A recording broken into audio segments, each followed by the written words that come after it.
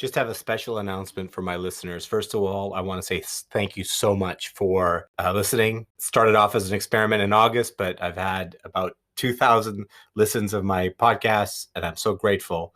I have a special request for my year-end episode 2020, which has been an incredibly interesting year. I plan to do an episode of listener feedback. So what I'd love for you to do is leave me a message, and the link is in the show note, about what you took away.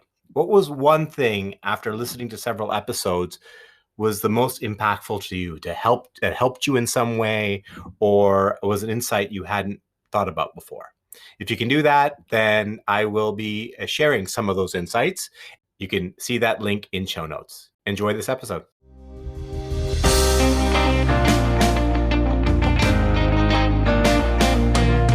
Welcome to the Navigating Disruption podcast. I'm your host, Shaquille Barmel. I'm the CEO of Ocean Blue Strategic and partner with the Summit Group. I'm a coach, consultant, and speaker, and I help leaders, entrepreneurs, and sales professionals make an impact through improved performance. In this podcast, I share insights and interviews with interesting leaders to define practical lessons that you can use to make an impact in the face of uncertainty.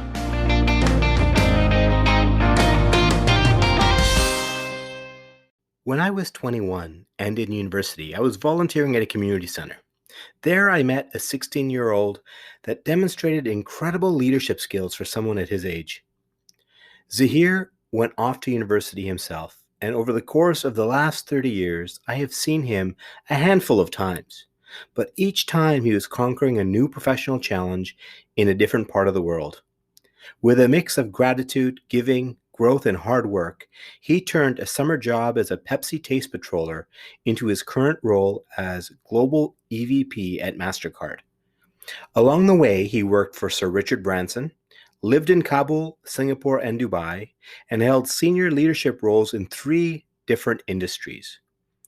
I'm sure you will hear the pride in my voice as the teacher becomes the student. Enjoy the conversation. Hey, Zahir, how are you? Good, Shaquille. How are you? Nice to speak to you. Good. Where in the world are you right now? I'm in New York, in Westchester County, living here with my wife and my 2 wonderful daughters. I can see through your window. It's a nice day over there. It's gorgeous. It's gorgeous here today. I also see over your shoulder a Vancouver Canucks jersey. You're still a Vancouver Canucks fan. Always will be. And every year I say this is the year that they're going to do it. So I've got to keep the optimism alive, right? Well, yeah. Home I know is important to you as well. That's where your roots are, from Vancouver. And why don't we just really quickly just tell us what you're doing now? Where are you? What company? What's your role? And then we'll dive into the past a bit. I'm an EVP for Merchant Solutions at Mastercard. What does that mean? It means that my team across the globe develop products and solutions for merchants and banks so that we can put more merchants into the digital economy. You've been on quite a journey and I hope to dive into a bit of that journey. Zahir, the whole purpose of these conversations that I have is to connect with people that I've experienced and met along my career and my life. To reconnect and to compare notes and draw out lessons of things that we have learned that are relevant today, that will be helpful to us as we navigate this uncertain time. And I want to go back in our memories a little bit. The first time I got to know you or became who you were, we were both volunteers in a community at a community center. Absolutely, yeah. And you were probably one of the youngest leaders of the volunteer team in that center. And I remember being so impressed by you and the leadership and influence and mentorship you held with so many young people. How old would you have been around that time? That would have been in the early 90s. That would have been 1990, if my memory serves me correctly. And so I guess I would have been 16 at that time. Yeah, you were 16 and you were a leader. I remember that very clearly. And I remember a few years later, we were at a community picnic and the community was there. And at the end of this kind of picnic, a big cake came out and the community was sending you off because you got into university. You were going to Ottawa University, which is funny because that's where I That's am right. now, and in Ottawa. Yeah. And you were being sent on your way, and basically the whole community of several hundred of us there were just celebrating you and excited for your future. And it really was a testament to the mark you made on so many people's lives at that young age, between 16 and 18. What do you remember of that time? Thanks. Thank you, Shaquille. I mean, you know, when I look back at that time and I look at where I am today, I attribute a lot of the inspiration, the motivation, the courage to do what I did and have the capability and ability to do what I did because of my grandparents, my parents, and the value system that they taught me. What do I mean by that?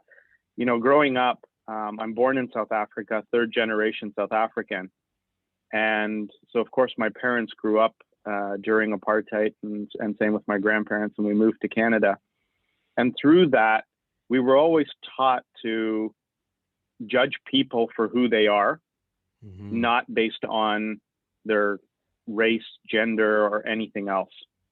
And so I always believed that people were who they are, that you trust people, because most of the world today is looking to do great things and help one another. And most importantly, it was the value of giving back. Volunteerism, as you well know and are still involved with, is a cornerstone to our community, but it was also well embedded within my family, you know, all the way back to my great grandparents. And so it was instilled in me that, you know, the ability to give back, and by giving back, by being the best you can be while giving back, because what you will reap from those benefits will be tenfold in terms of the amount you give. And don't get me wrong, my intention was not to give to get. It was the satisfaction that I got as a young volunteer in the community at the time, I would say far exceeds many of the things that I've done in my life after that. And till today, I hold that true. Wow. I met fantastic mentors who, you know, I've been able to look up to because of the values that they brought to the table. And as a young 16, 18-year-old, I was looking at them. They may not have known it, but I was looking at them and trying to emulate myself to be like them. And there are three names that come to mind. Not to be, because we're having this call, Shaquille, with you, but you were one of them. Wow. Two other colleagues of mine, of ours, and very close friends of ours, as you will well know, Amin Damani and Rahim Rajan. The values and the way that you all treated people, the amount of passion that you put into your volunteer work, and then the ability to celebrate and have fun. On the other side of that equation, those were things that I looked at, and I was able to match that up with the value system that I grew up with, both from my grandparents and my parents. And a lot of that is, I am finding, is coming out in who I am today. You know, people more often than not will say, I am the type of person I am. It's because I'm Canadian and I'm proud to be a Canadian. But I would say it's more because of the blessings that I've had to have, the family, the friends, the mentors, and the informal mentorship. Whether you knew you were affecting me or not, you did, and so thank you.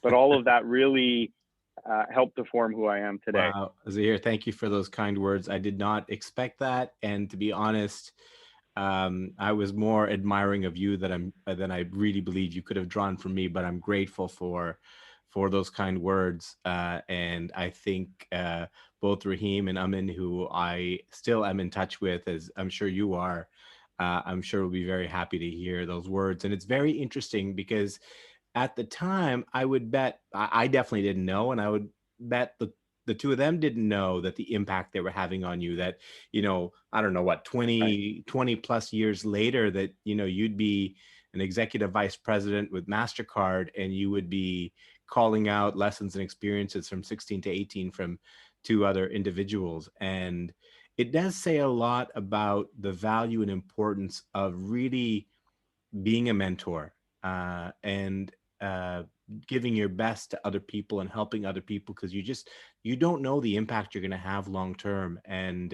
you don't do it to make that impact, but wow, what a difference it makes to know after so many years that you're still remembering lessons that you drew from us as we worked together when we were all so young, really. Yeah, and I think, it's when I look back at it, I didn't know that I was watching the three of you and thinking I wanted to emulate. It was just, I was 16, you were a few years older, and you know what it's like when you're that age. You want to be like the older kids, right? Um, and so I was emulating those actions. But what we don't realize is that those are the forming years that are going to take us forward. And so when I look at how I respond to different things that happen in my life today, I think back to how did I respond to it then, or what did I learn, Mm-hmm. or how are the people that I looked at, how are they thinking about certain things? Mm-hmm. And it's important because the impact that we have today, or even our children, have, they're going to leave a footprint for that next generation, Mm-hmm. who are going to have this exact same conversation, probably not on Zoom, but whatever the next best Yeah. technology will be at that time. Yeah. They're going to have this conversation, Yeah. and they're going to reflect on those. And I call those things crucibles that happen in our life, Mm. right? Some are great crucibles that we look at, as in the ones I described to you, where I was able to learn mentorship and leadership. And others are negative events that happen, and it could be a death of a family member, a friend, a broken marriage, whatever it may be. Those are Mm. other events, but you go through those and you learn. Mm. And when I look at where we are today, we're in unprecedented times. You can look back to the early 1900s when something like this happened, but none of us were around. Mm-hmm. So we have history books to read from. And the other variables were very different. And so how we rise up during this time that we're in today, our children and their children are going to look at that and go, either that's what I want to be, Mm-hmm. and hopefully that's the case, and we leave a nice footprint for them to look at that, or that's not what I want to be, Mm-hmm. and we don't want to leave them with that. So it's important that, those of us that are, the 21-year-olds of the world today, Mm-hmm. you don't realize it, but there's a 16-year-old like me who Mm-hmm. was looking and going, how do I be like that person? And it leaves a lifelong footprint in what you do. I so agree with that. I just had an interview yesterday with one of my first bosses when I was probably 25 or 26. He was my regional manager at Mohawk, and we're going to touch on that in a bit, because Yes. that's where you and I Yeah. reconnected again. And it was such a joy for me to be able to talk to him and share specific conversations that he and I had when I was in my 20s that made a mark on me, um, to decisions and actions I had to take years later. He went on to become, an executive with Starbucks, running big parts of the Starbucks business. And so, knowing that I had a chance to be influenced by somebody of that caliber of leadership, early on, really was really something I cherished. And similarly, I mean, you're running a big part of a global organization at a time of transformation, particularly the space you're working with is changing, and you're leading some of it. So I cherish this opportunity to chat with you. So thank you for those words. I think you're right. The mentorship, the influence, the impact we can have on people, we should never take it lightly, because it has such an impact to have a ripple effect on them and the people that they lead and work with in the years that follow. So a really important lesson. Uh, I lost touch with you after you left to go to study undergraduate, And but I stayed in touch with your dad because I continued to volunteer, and I got a chance to work with your dad, who was an entrepreneur. And I'm sure you drew a lot of lessons from him as well. But he was always so proud of you. And I got to work with your mom and your sister as well, because they were all involved. So really got to know your family, which is also lovely. And every time I see your dad, it's been a few years now, I always have some fond memories of working with him. But then all of a sudden you reappeared in my life. I was sitting in my cubicle at Mohawk Oil Company, and you kind of turned the corner in a suit and tie, and you were working for a Pepsi bottler at the time, I think Gray Beverage. That's right. Was that your first job out of university? That was my first job out of university. Yeah, I remember during university, during the summer, you want to save some money so you can have, have some fun during the university years beyond what your parents give you, student loans. And so I ended up working as a Pepsi taste patroller, or the taste challenge as people know it. Oh my gosh, yeah. And I did that for my summers when I was in Ottawa. So I know all the events in your neck of the woods now, Ottawa and Gatineau and Hull and all of that good stuff.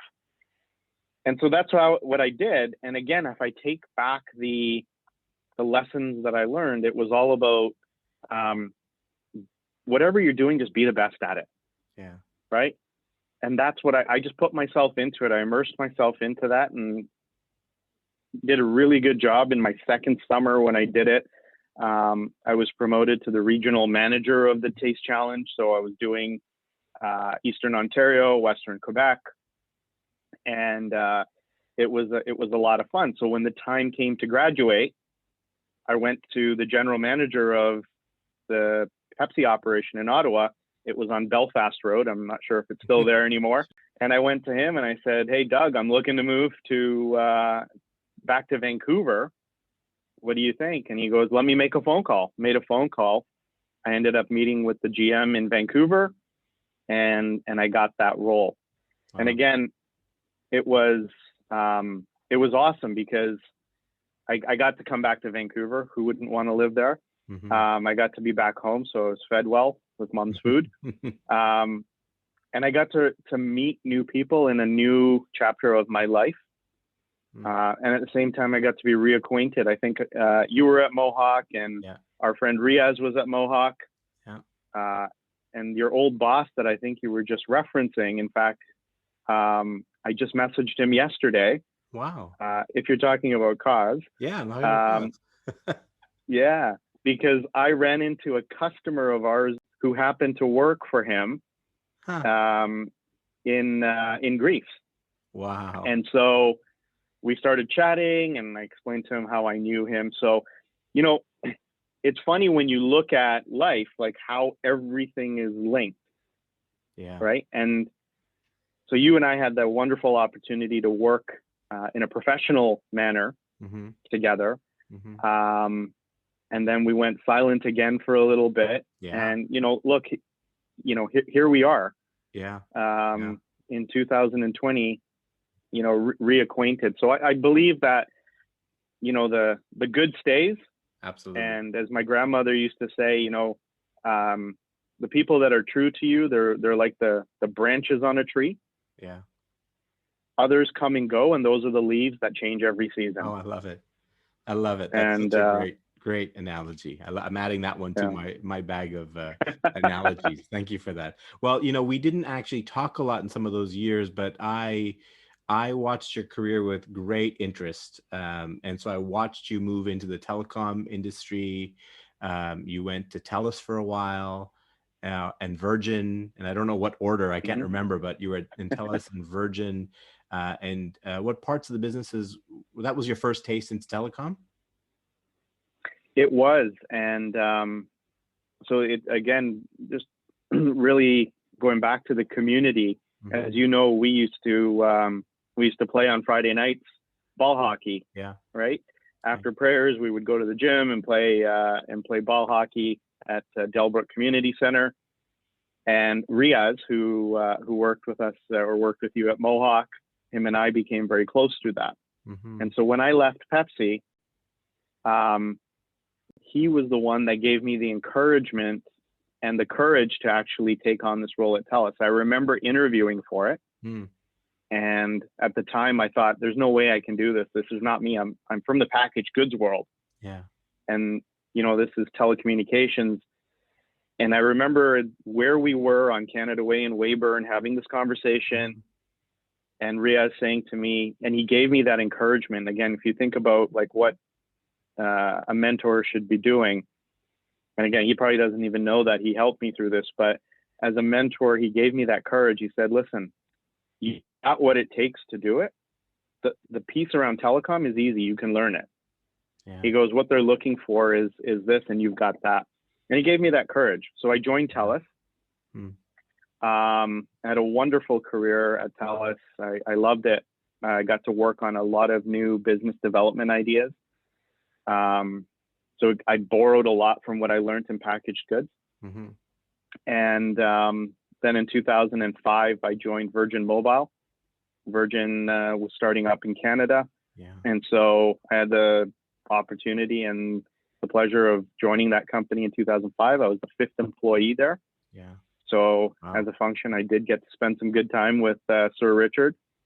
And again, you know, one of the things he always used to say is, say yes, ask questions later. So Sir Richard, we're talking about Sir Richard Branson, right? The founder, chairman of the Virgin Empire. And what was the lesson he taught you? Say yes, ask questions later. Right? Never let an opportunity go. And that has stuck with me through all my career after that. And so I remember when I got the call to go to Afghanistan, the first thing that went through my head was no. Yeah. Because I watch CNN and I see what's happening. Yeah. And no, because I'm not Afghani. Yeah. And then I went back again to the values of what we had learned in the community and with my family. And I have been privileged that, you know, my parents left South Africa to come to Canada with nothing but me. Yeah.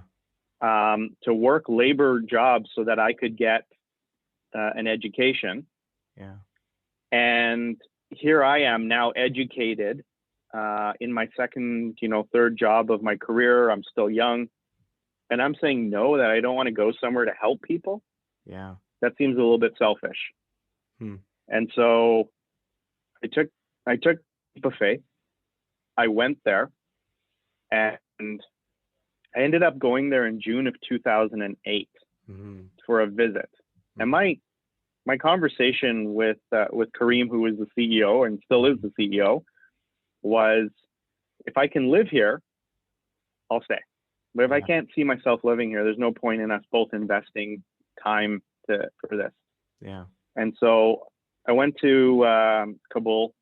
I spent 2 days on the ground there.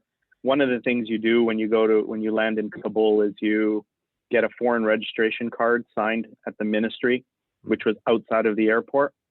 And it happened to be across from the Indian embassy. And I'll tell you why I'm telling you that in a second. Okay. 2 days later, Kareem had asked me to go to Pakistan because the AKDN was looking at setting up a mobile virtual network operator, and similar to Virgin.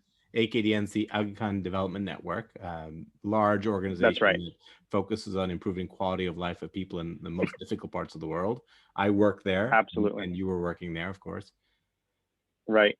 And the arm of the organization I was working in, which you will know well, is ACFED, or the Aga Khan Fund for Economic Development. And so I went to Pakistan, to Islamabad, and I met with the CEOs of the telcos there and explained to them how a Virgin-like model could work in Pakistan. And, we finished. I came back to Canada. And so wait, I landed back in Canada. All of this visit to Kabul, this meeting with Karim, this other meeting you've had with the heads of telecom in Europe, you were doing all of that while you were still working at Virgin. Correct. Oh, okay. I didn't know that. I did. But this is before I moved to Kabul as my permanent job. So I did it. I visited. I loved it. The people of Afghanistan, hands down, the nicest people on this earth. I went there thinking I was going to be teaching. I ended up learning. I learned humility. I learned the basics of life. Like, you don't need stuff. Mm-hmm. You need support. You need love. You need community. You need those types of things to move forward. And so when I came back to Canada in June of 2008, I was watching TV, and I saw on TV that the Indian embassy in Kabul got hit with a suicide attack, which was across the street from where I went to get my stamp for my immigration. Wow. So I recognized it, and I went, "Oh no!" Yeah. Right? Yeah. As one normally would. Yeah. A week later, the Marriott in Islamabad got hit by a suicide attack, and that's the hotel I stayed in. I remember that. I remember that. So I remember phoning Kareem and saying, 2 out of 2, like, I haven't moved yet, and Yeah. 2 out of 2 of this has happened. And you know, I remember Kareem, and you know him. I won't use the same words, but Right. he colorfully told me, he's like, "Listen, if you want to do it, these are the risks you've got to accept. Right. And you've got to believe that something greater than you and I are going to ensure your safety. Yeah. Or you can sit back and be comfortable." Mm-hmm. And that's when I kind of got the aha moment that I need to go and do this Mm-hmm. to rock my comfort and get out of that zone. Mm-hmm. And I spent 4 years living in Afghanistan. I left Virgin. Yeah. I remember, you know, talking to my colleagues at Virgin and my manager and the CEO there, and he said, "You're crazy, but if you don't do it, you will regret it, Mm-hmm. because it'll always be what if." Yeah. And so I did it, and it was the best experience of my life. It taught me, as I mentioned to you, a lot of things that I took for granted. Yeah. I believed every child had parents, a house, running water, heat, school, food. Yeah. That was And the those view you are looked at the world. luxury items. You just assumed everybody had that because that's the way you grew up. Absolutely. And, you know, you get to a country like that, those are the luxuries. Right. It's not an Xbox. It's not a large TV or a fancy car. It's food, clean water, parents, a home, heat, Mm-hmm. right? And so I learned a lot about that. And I remember one day I said to an Afghan colleague of mine, I said, "I really like your shirt you're wearing." The next day, that shirt was on my desk. Wow. And I said, "I did not tell you that because I wanted it." He's like, No, please, I want you to have it. Now, again, in the Western world, when somebody says, "Oh, I like your shirt or your watch," the first thing that we naturally do is go, "Oh, I hope they don't take it." And you put your arm around it, right? Here it was giving, Yeah. you know, and so it was a real humbling experience. Yeah. And of course, being part of the Aga Khan Development Network, knowing that you're actually doing something that's going to leave a footprint much greater than you are, Mm-hmm. right? You're a small toe on a big foot there that's leaving this print, Mm-hmm. but that you're actually making a difference. It was wonderful, and it was the best 4 years of my life. So let me pause there. Just I wanted to pull some threads together here. You talked about how, part of your identity is your family history, your family's history in South Africa, your stories that you heard about the way people grew up, and also the history of the family in service to the community. Correct. You take that forward into your life. You yourself start serving at a very young age, believing in giving back. You learn some things from some mentors, from a few people that are a little bit older than you. You learn a lot about leadership at a young age. You go away, go to school, you come back, you do good work, you get recognized, you get great opportunities, you get some mentors again, you take some risks. And every one of those kind of influences takes you to another level in your career to take risks. And then you hear from Sir Richard Branson say, yes, ask questions later. you get a call, your very comfortable career in the telecom industry in a startup with a Yep. cool brand in Canada, working with, some pretty incredible corporate leaders, and you get a call to come to Kabul, war-torn country. You do, Hmm. you get on a plane, you go there, and through this whole decision, you're thinking of the influences you've had in your life Hmm. about service, about giving back, about, taking risks, about saying yes and asking questions later. And that all led to that big decision to go to Afghanistan, to start up a telecom in Afghanistan. And you go in with the assumption that you are going to bring your experience, your education, your knowledge of telecom, you're going to bring that to Afghanistan as a gift, and I'm going to Yeah, be of service.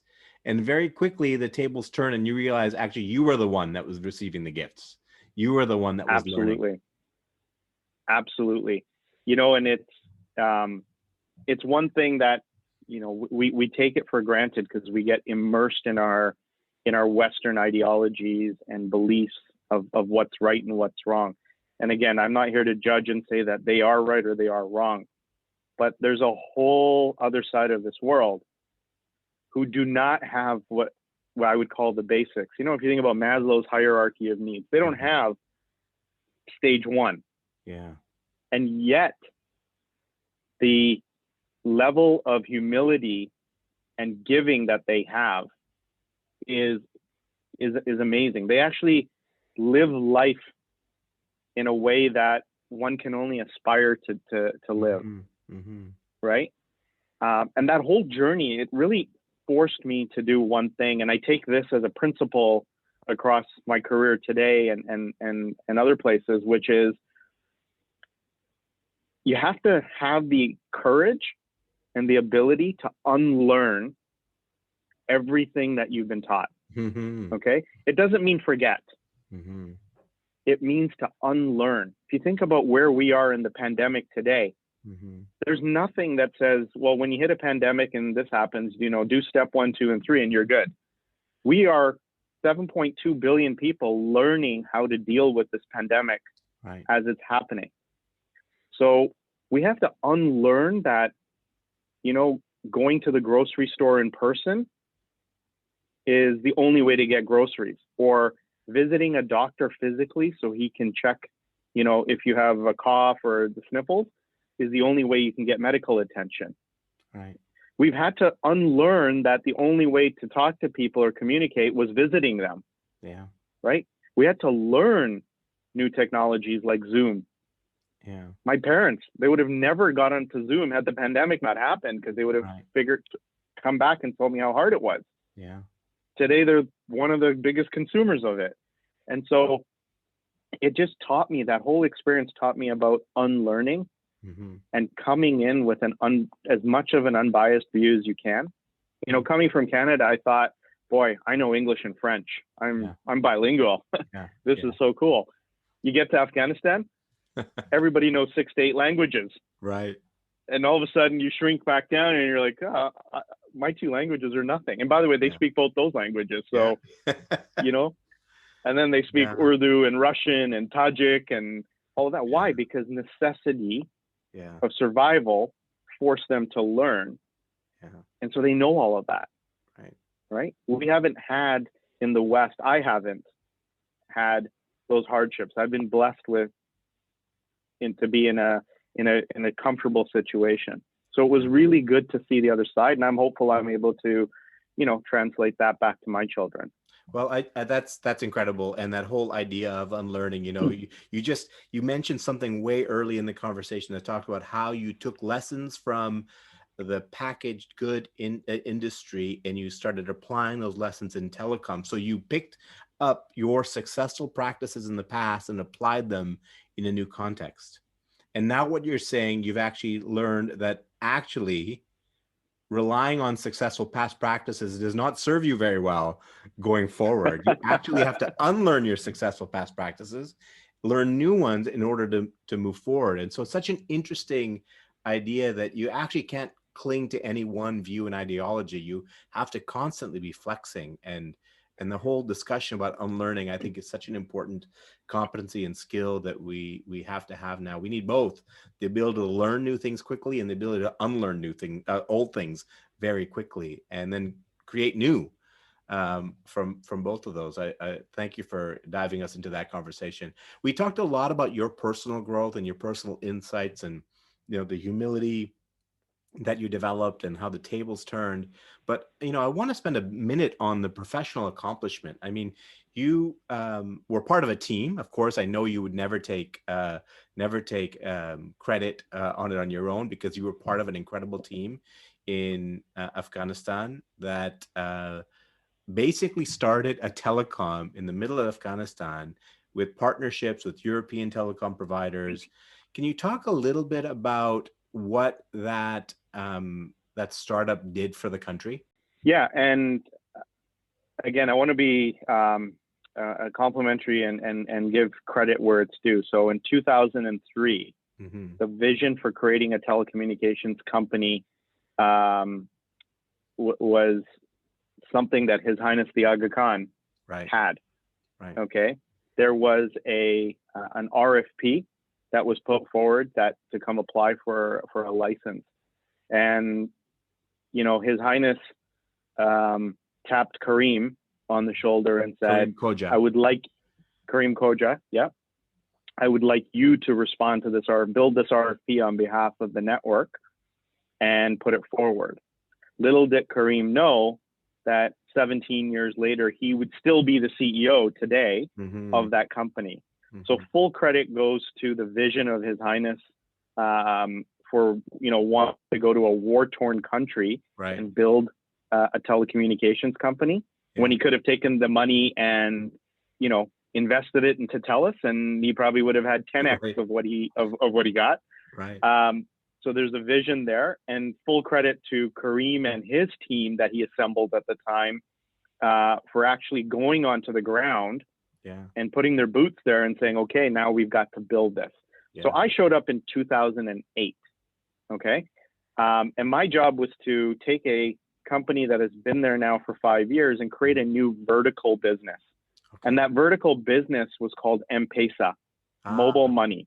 Okay. Now, M-Pesa is very popular in Kenya, where it was born, and it was very popular since 2006 in Kenya. So here I come into the equation. I know nothing about mobile money, and I know nothing about Afghanistan. So the first thing that I did was I jumped on a plane, got on, and went to Nairobi to meet Michael Joseph, who's the CEO for Safaricom, who started M-Pesa. And I learned everything. Michael was gracious enough that he sat with me for a week and taught me the business. That's what we brought back into Afghanistan, and the business is now growing, and the team is fantastic. It's amazing to see that that's there. But let me go back to what His Highness and Kareem and the rest of the team have done in Afghanistan. So you bring this telecommunications business into a war-torn country where you could have taken that money and put it anywhere, and you probably would have done much better from a return on investment. But the vision around this was, if you give people communication, you start to break down walls between villages and countries and cities, etc. And so how do we give communication, something that you and I or others in the Western world, we didn't even think about it because we always had phones. I mean, I worked for Virgin Mobile. We weren't just selling phones. We were selling the cool stuff. Right? And here are people who would have to walk 100 miles and probably spend $20 for a minute to call a loved one in another village or another country. So the power that can be given to them when you give them something as simple as a mobile phone. And so that was the first piece. The second piece is, if you build things that are of a higher stature in a country like that, and I think about the Serena Hotel, which is a 5-star hotel in downtown Kabul. Okay. Again, His Highness's vision was, if you build something like that, the surroundings around there will aspire to be like it, Mm-hmm. right? And so that is where, the difference is starting to be, it was being made. The Mm-hmm. next thing was you look at the employment it creates. Yeah. Okay. Roshan, when I was there, had 1,200 employees. These are 1,200 employees that may not have been given a chance to earn money, Mm-hmm. but more than that, learn a trade. Mm-hmm. And there was also a vision that 20% of the workforce had to be female. Now, Wow. that doesn't sound exciting in the West because, 20% is fairly normal in a corporation. But in a country where it's very male dominated, Yeah. that is a big thing. Yeah. And so, that has a generational impact, because when you educate, in my opinion, when you educate a woman, you teach her when she goes home, children will gravitate to mother before father.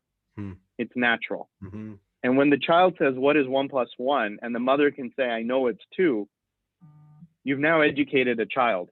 Yeah. And by educating a child over generations, you can probably eradicate poverty. Right? And so the long lasting impact of what, the Aga Khan Fund for Economic Development is doing in that country is phenomenal. And you can probably tell from the way I'm speaking about Sure. it, my passion and my heart is still there, Yeah. because that was difference that I think my kids and maybe my grandkids are going to, see in the Yeah. future. And then they're going to be able to look at it and say, hopefully, I had a 0.0001% Yeah. contribution to it, but they'll be happy to know that they were part of it. What's interesting about that whole story, I mean, just look at the vision of that. Start a telecom in a war-torn country, but influence gender equality in the country, create jobs, bring a higher level of status of service with the Serena Hotel that, is related to that investment, stimulate the economy, create communication, give a platform for financial transactions. A lot of people don't know some of the biggest challenges in developing countries is that limits growth of small business and limits livelihood is literally the ability to pay for things, the ability to move money. Right. And, you creating a mobile money platform is such a significant catalyst for economic stimulus for some of the poorest people living in most difficult places that actually have creative ideas on how they can move forward, but just didn't have the platform to move money around. So that's significant. And just want to acknowledge that the company that we're talking about, I'm not sure if we mentioned the name, is Roshan, Roshan. If any of the listeners want to look that up, it's an incredible story. And in fact, Harvard Business School did a series of cases on this story That's that right. they teach in a number of their classes. And I had the privilege of getting to sit in on one of those classes when the professor that was involved with it came to Ottawa with Karim Khoja, the CEO of Roshan, and I got to experience that case in a classroom setting. What an amazing, phenomenal story. I'm gonna fast forward because now you've taken all that experience, you've just become so much richer in your perspective on the world, and you've transitioned. You had a couple of transitions with Mastercard. So you left Kabul in what year? So I left Roshan in September of 2012. Okay. And I joined Mastercard in Singapore Okay. in that same month. Wow. And again, here's how the irony of all of this kind of comes together. I'm sitting in Kabul in 2010 doing my thing with M-Pesa. I get a call from an ex-Roshan colleague who happened to be at Google at the time. Okay. Saying, I've got a friend at Citibank. She's interested in learning about mobile money. Would you mind spending some time with her? No problem. So for 2 hours, we talk about mobile money. Yeah. Mobile money. Yeah. A couple months later, she sends me a note saying, I've taken this job at Mastercard and I'd love for you to come join me. And I said, thank you, but I have a job here and I'm not leaving till it's done. Mm-hmm. And so every 3 months, her and I would keep in touch. Mm. Mastercard created a joint venture with a company out of the Philippines called Smart, which is a telco, Mm-hmm. and Mastercard. Mastercard bringing the payments, Smart bringing the telecommunications, and the whole idea was we would bring the two together, Mm-hmm. and we would distribute mobile money services in the underserved markets. Mm-hmm. And so fast forward into 2012, we started having these discussions, and they said, you would be the ideal candidate. You've got telecom and you've got mobile money. Would you be the CEO for this organization? Mm-hmm. And so I joined in Singapore in September of 2012 as a CEO for a JV with Mastercard. Wow. And we did, deployments across the world, Latin America, Southeast Asia, Middle East, Africa. So we had a number of deployments, which went really well. And then in 2014, I was asked if, what would I want to do next? My wife and I talked, and we said we want to move to Dubai.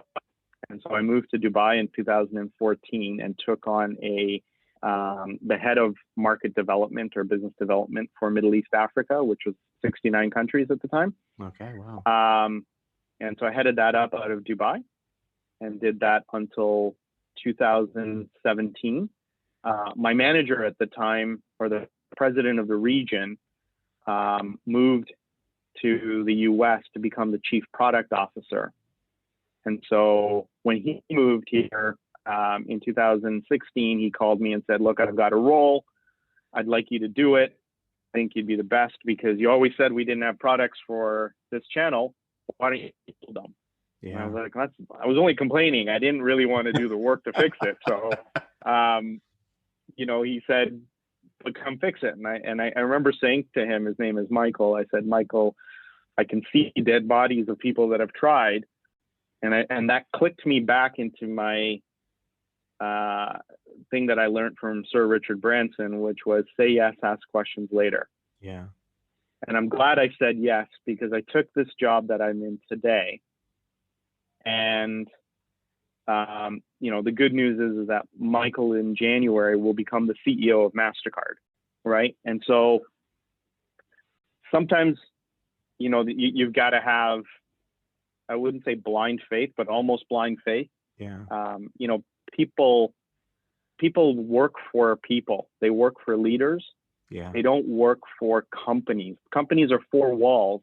Yeah. And papers that say that they're, they have shareholders and all of that. But the actual leadership, the motivation, the encouragement, the ability to think beyond your norm, Mm-hmm. that comes from people, whether it's outside of your work environment, inside of your work environment, at home, external influences, books you read, et cetera. That's where that comes from. And I think continually reinforces that education being a lifelong process, Mm-hmm. that it's better to give than to receive. Yeah. That you need to continue to develop and you need to create sustainability for not just yourself, but for your children and their children and all of that. Yeah. So those are really key values. And I think everything, that all the success and whatnot that I've had in my life is, I go back to my childhood and, my parents, my influencers, my mentors, informal, formal, that I had the opportunity to learn from. Well, I mean, that does imply that you are a grateful person. And I think that's such an important attribute of leaders these days, is to just be remembering on a daily basis where the gifts we all get come from, because that gratitude is what fuels us forward and wants to make us give to other people. And it becomes a virtuous cycle. The more grateful we are, the more we give, and the more we give, the more we grow and develop, and it becomes a virtuous cycle. And so that's a great place to end this conversation on a note of gratitude. I'm grateful for having had the opportunity to not just have this conversation, but to have the example of you in my life, to be able to watch you from a young age, to see you grow. Very grateful for this conversation, because it's pulls it all together, right? I just watched you from afar, and to understand the blueprint and the coding that is underneath all of that really does reinforce my belief in what it takes to lead during these uncertain times. And I think it'll be so helpful to our listeners. Thank you for sharing your words of wisdom from your own experience, but also from the experience of the people that have influenced you. And I wish you all the best, you and your family, to stay safe, stay healthy during this time. Thanks, Zahir. Shaquille, the privilege has been mine. And thank you to you and all the others that have influenced my life and helped me to be where I am. And I can only be so lucky that I can give back and help somebody else the way you guys have helped me. So thank you. Thank you. Have a great day. I just love how Zahir started this conversation by giving gratitude to the lessons he learned from his grandparents and parents, right? To trust people, to be of service, to give. And what you give, you get back in multiples. He also shared a lesson from his grandmother, which I really loved. True friends are the branches, and others that come and go are the leaves. What a great tribute. He talked about the role mentors played in his life, and he really emphasized the role we can all play as mentors, and not to underestimate the long-term impact we can have on people and society by choosing to help and mentor young people. And then I really enjoyed the lesson from Sir Richard Branson. Say yes, ask questions later. He talked about how it led him to put himself in uncomfortable situations.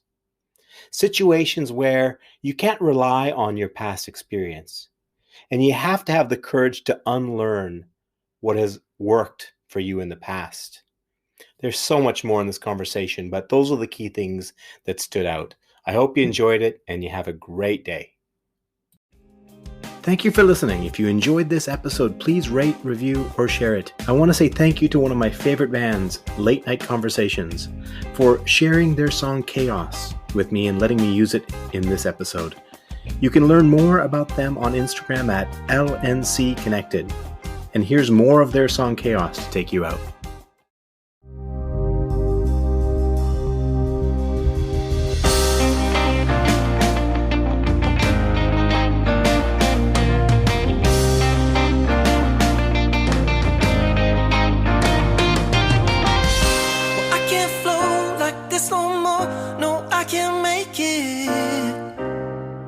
Far behind my eyes, mediation, suffocation, it'll break me. Information in the skies.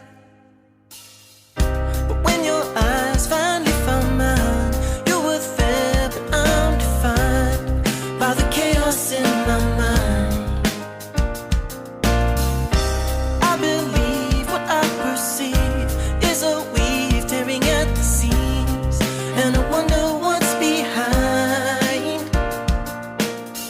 And my ears are bleeding, and the reason isn't the logic of the season, taking the pleasing from my soul and leaving me to die. And I feel the lacing, LNC like racing, unstationary animation taking me from the